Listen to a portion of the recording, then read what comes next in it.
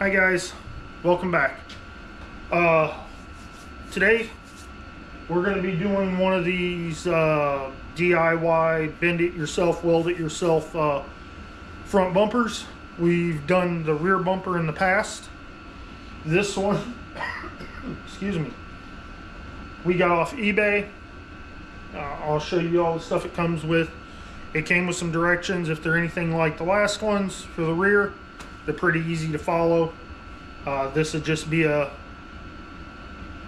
visual instead of having to actually look at the directions. I've already opened it and looked through it. We are missing a piece. It's not a super big deal. Luckily, I have a spare.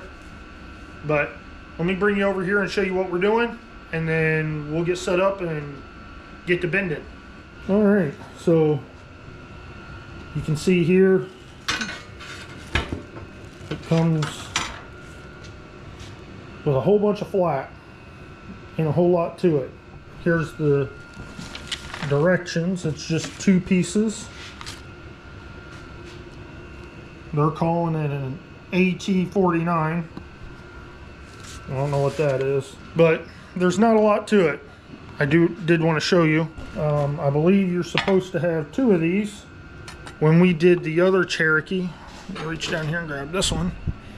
I didn't put those recovery hitches on the bumper because the Jeep it was for isn't going off-road. It's a daily driver. My son drives it to school and stuff.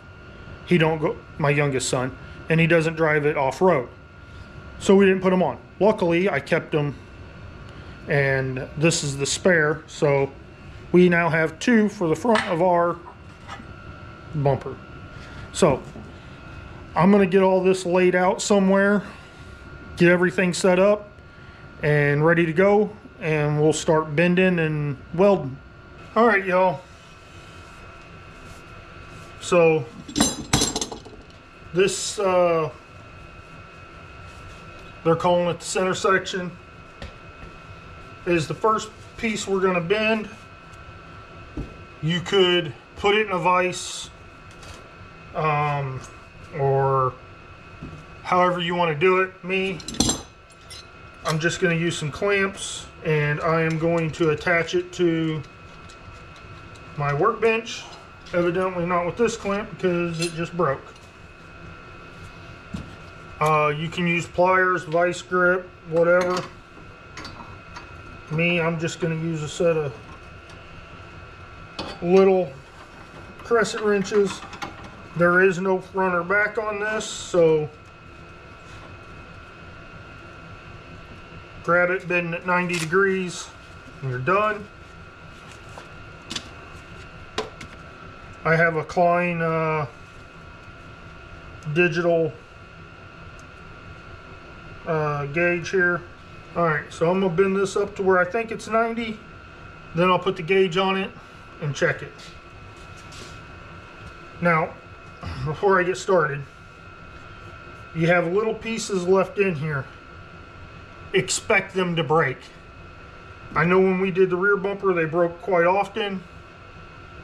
It is what it is, so hopefully you'll have a few magnets on hand. But let's get this moving.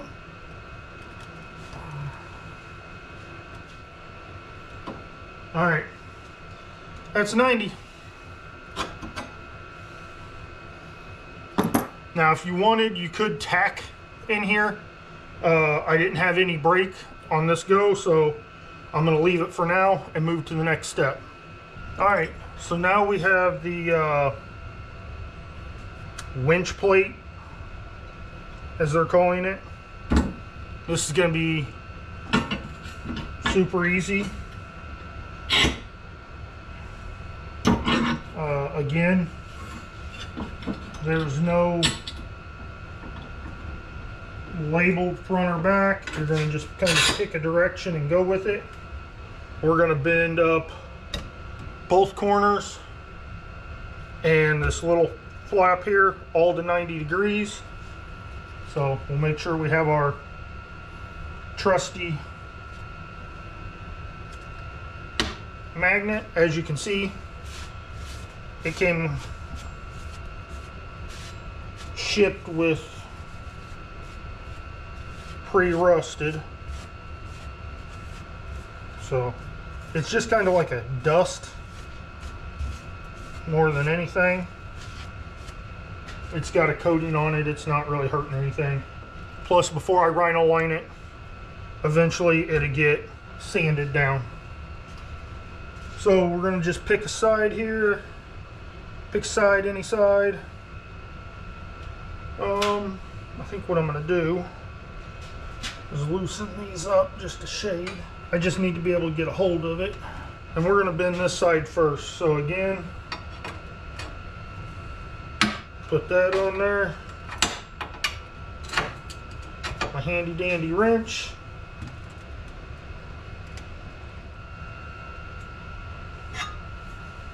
That's pretty well 90.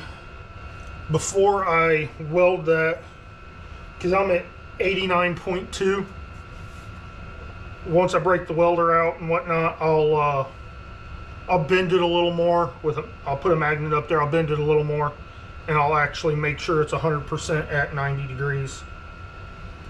Okay, so we're gonna do this one the same way.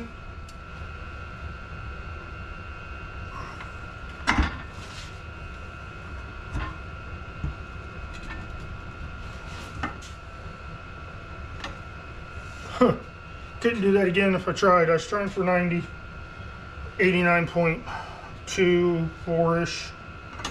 Okay. So now we're to this one. Another 90. All right.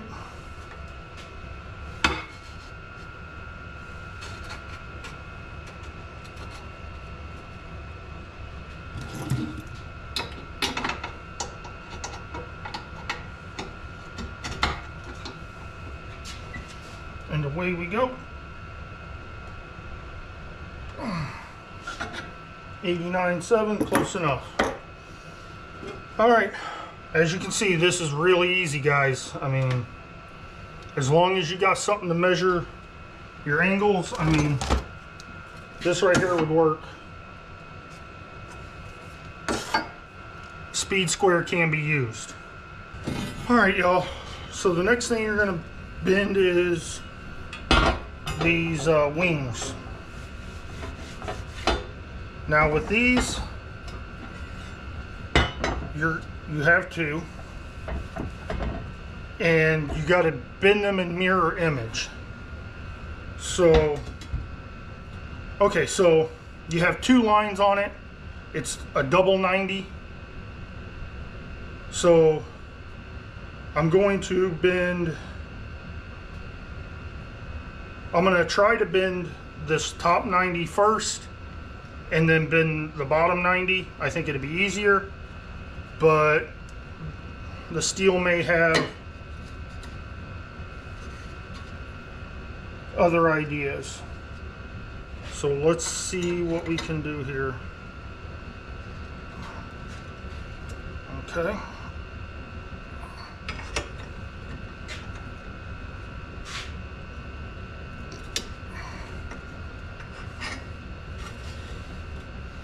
Turn this around to where I can see it.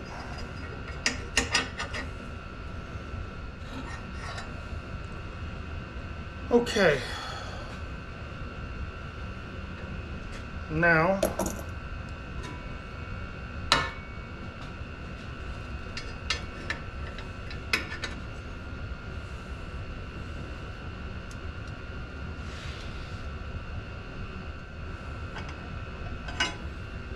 all right. Now the next one, this one, we will put in here in the exact same orientation, and we will bend it in the opposite direction. So we will, in this case, I'll bend away from me, which will allow me to ensure I have a left and right.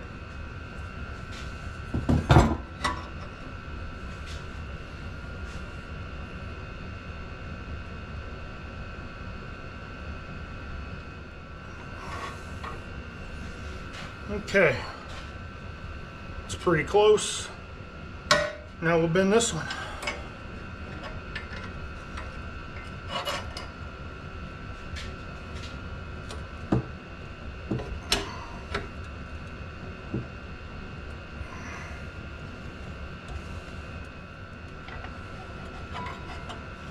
Okay.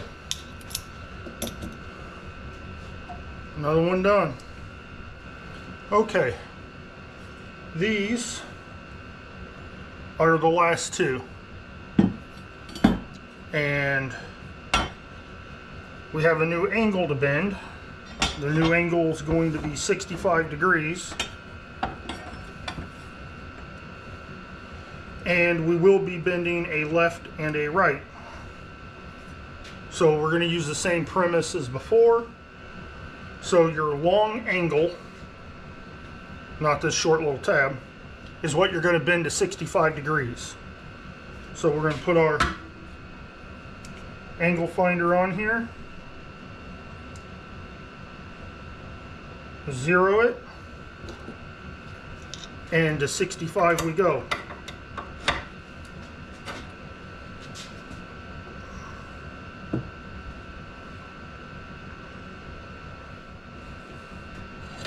Alright, that's close enough. Now, and we bend this piece to match, is all it says. So,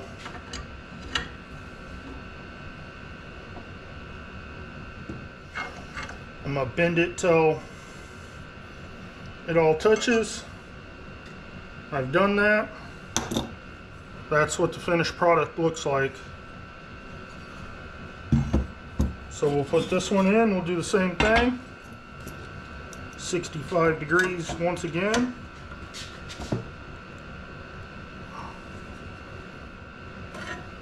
All right.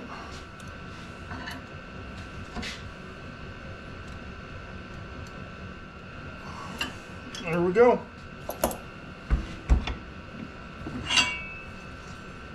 There it is. That gives us a left and a right. Let me get the welder brought over and set up and figure out where to put you so you can see, and we'll start tacking this thing together. All right, so I want to show you how this is set up. So this is going to sit more or less flush with the bottom, and then it's not on the inside necessarily. You should have the end of this and the end of this as a V. That way you can run your welds in there. I don't have a great place to set you up to show you how to weld it, but if you're doing this, I'm assuming you know how to weld, or you have the basic premise of the idea. So I'm not going to insult your intelligence and tell you how to weld. If you guys want something like that, let me know. I know a guy who is a certified welder, and I will let him give some tips and tricks and maybe some how-tos if I can get him over here with some time off. That being said, I guess there ain't nothing to it but to do it, right?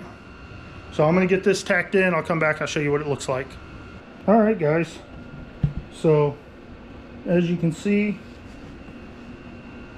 it's just, oh, there it is. No, the other side's the same way. It's just to hold it together. We are not, I repeat, we are not fully welding this yet. We're going to get everything put on and tacked into place, and then we'll come in and weld it. But for right now, everything's just a good solid tack. I'm going to get this back up on the workbench and flipped over, and we're going to do these side wings. So let me get that set up. Okay, as you can see, we got it laid up here on the workbench.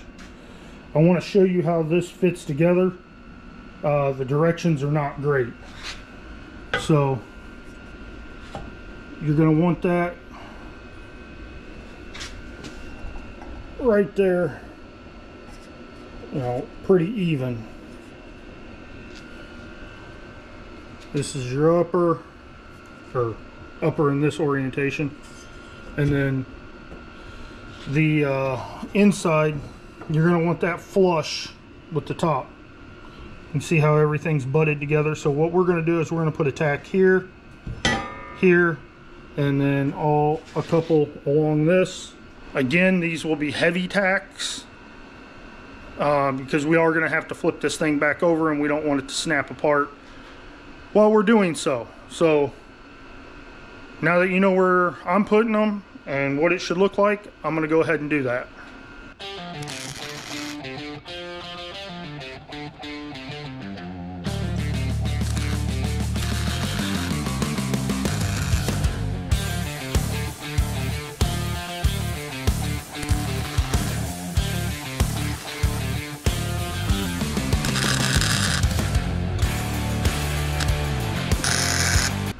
Alright, they ain't the prettiest tacks, but I think they're going to hold. So I'm going to make some room so I can get that one on, and we'll keep on keeping on. Alright guys, so I've got it moved over here to the sawhorses. That's all tacked up. So right here, your wing, let me show you what the other one looks like. These ones, your end cap, your wing, the portion of your wing, it's going to sit up there something like yay. You want to leave yourself that V notch. And remember, again, we're just tacking because I can see on the bottom of mine I'm going to have to do a little bending later. So that's why we tack, so we can finesse things into position as we go. So again, I'm going to tack, 2 or 3 tacks here, 1 or 2 there. We're going to call that good, and then we'll jump to the other side, do it, and again, this is real easy. So let me get that done. I'll bring you back. I'll show you what it looks like, and we'll go from there. All right, guys, so let me show you what we're working with here. Everything is now solidly tacked into place. All right, so now is the time to test fit. If anything's going to have to be bent or persuaded or whatever you want to call it to fit properly, now's the time to do it before you fully weld it, and do that. Something I didn't realize is mine came with these 2 extra brackets. Those are welded to the frame, so that's nice to have. It is stiffen up that little portion of the frame. If you have frame stiffeners, it's just a little extra. You may or may not have to use it. That being said, the last thing you're going to do after you've tested the fit of it and then you've came back and fully welded it is to put in your D-link tabs, D-ring, soft shackle, whatever you want to put through it, right? So I want to show you how this goes. So you're going to feed them through from the back, and when they're in place, they're going to stick out back here, right there. I hope y'all can see that. About 3/8 of an inch. That is correct. All right. So I may set you all up on time lapse and let you see me do a little bit of welding, but it's going to be a lot. You can weld this just from the back side, which I don't think it would look nearly as good, or the front side, or both, and that's what I'm going to do.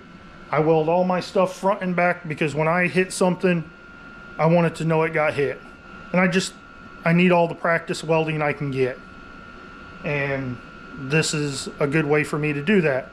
I'm not in a huge hurry. I can take my time. When you are welding it though, let me say this. Make sure, for those of you who don't know how to weld a whole lot or haven't done a lot of welding, weld on one side, weld an inch or 2, then jump to the other side and weld the same spot on the opposite side to give that other side time to cool, and just bounce around an inch or 2 at a time. Take your time. It's okay. It's an off-road bumper. it's going to look how it's going to look. Once you get it all welded, then you can really worry about how it looks. That's when, if you're super worried, you know, you can come in and grind all your welds smooth, fix any imperfections in them that you find.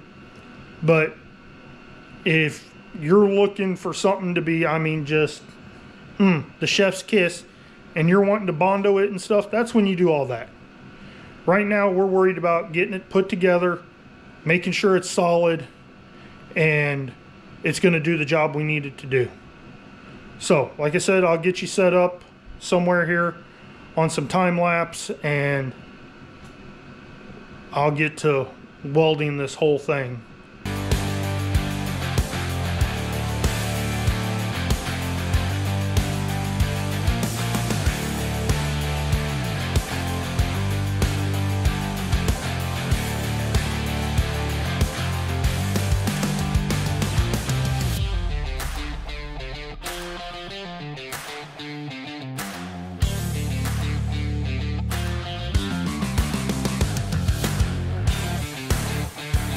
Alright guys, it's actually the next day.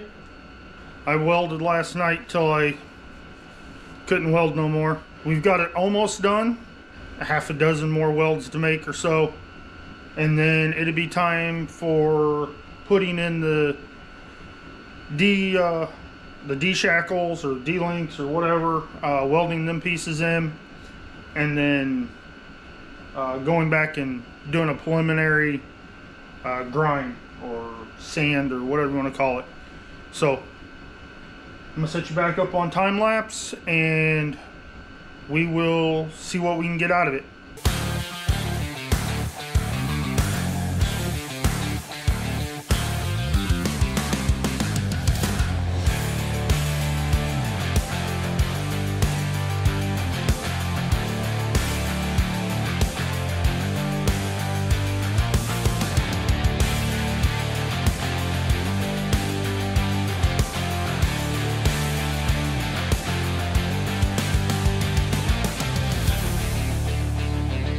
Okay guys, I've got it welded for the most part. I want to show you guys how I got the shackle points mocked up, how I'm going to weld them, why I'm going to weld them the way I am, all that, and give you a walk around of the fully welded bumper. Fair warning, I'm not the world's best welder, but as the saying goes, a grinder and paint makes me the welder I ain't. Alright, so let me show you. So as you can see, I have them mocked up. I have roughly 3/8 of an inch sticking out on the back on both sides. That one actually slipped a little. I'll have to readjust it. It is like that because it is very imperative that you weld all the way around it, inside and out.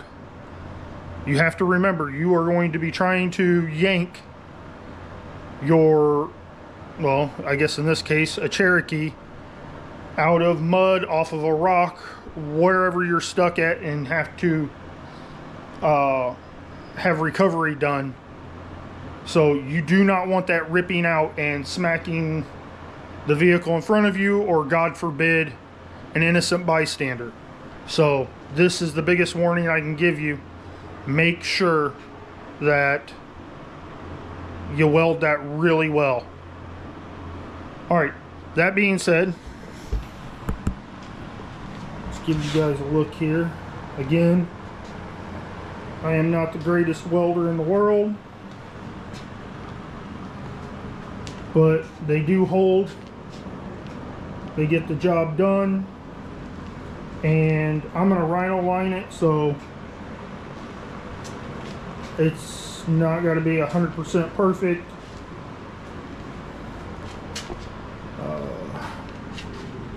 See where I welded everything on the inside.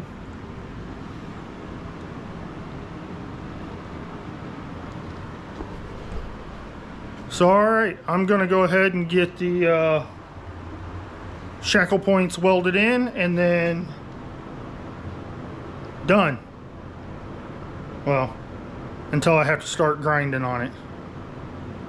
So let me get that going, and I'll see you guys in a little bit. All right, guys, so I got it finished up. So let me show you what it looks like. Got some big old welds there.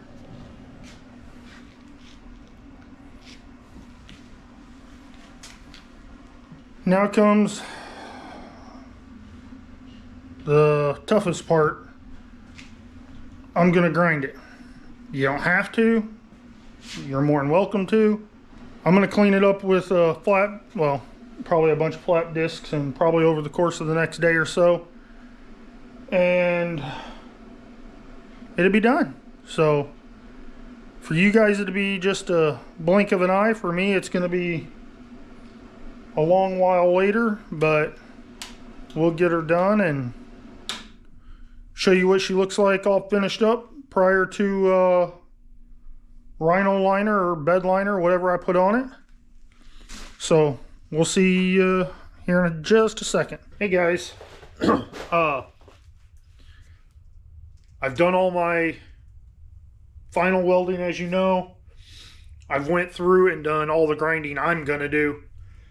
I think it looks great, especially for what it is. Like I said, I'm not trying to win any shows. I just need something to protect the front of my Jeep and to hold a winch. I do have plans to add a hoop or something later if I can figure out how to use a bender when I get one. Let me show you what I got, and then I guess that'd be it. So let me show you. I went ahead and rounded all my edges. If you've seen my other bumper video, you know that's kind of something I'm big on. I didn't grind these down. They'll be fine. But as you can see, it's all welded. Now what I did do is when I ground it down, the bigger spots where I didn't fill that wedge or that V-notch as full as I did in other places, I did bring the welder back in and fill it in with a little more weld. I'm welded inside and out, so I'm not worried about it not being strong enough. You know, that little bit of filler weld. It's more aesthetics than anything for those little pieces. I promise you this thing is welded through and through. I used, I don't know, probably 1.5 pounds of wire to weld it. Now I did go a little overboard, and that's just me. That being said, I'm very happy with the bumper. I can't wait to get it on the Jeep and get the Jeep out on the trail and use it, and then we'll truly know how well it holds up. But I've got faith in it. This is pretty good steel. That being said, please remember to like, subscribe, and share. I hope you all learned something, and don't be afraid to get out there and try something. All right, bye guys.